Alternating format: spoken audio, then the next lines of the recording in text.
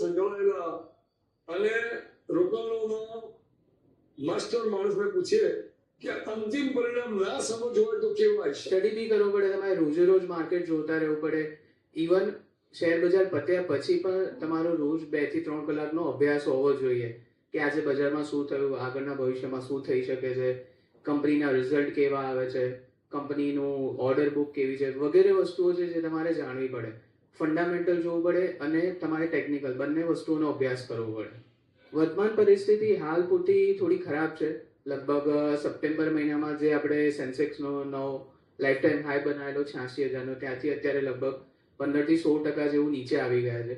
But એમાં રોકાણકારોએ ગભરાવાની જરૂર નથી કે જે લાંબા ગાળાનું રોકાણ છે એ લોકોએ કોઈ ગભરાવાની જરૂર નથી. આવા જે ડાઉનફોલ આવે છે માર્કેટમાં દર 3-4 વર્ષે આવતા જ રહે છે. એવું નથી કે આ પહેલી વાર બજાર નીચે આવ્યું છે અને એવું બી નથી કે આ છેલ્લી વાર આવ્યું છે.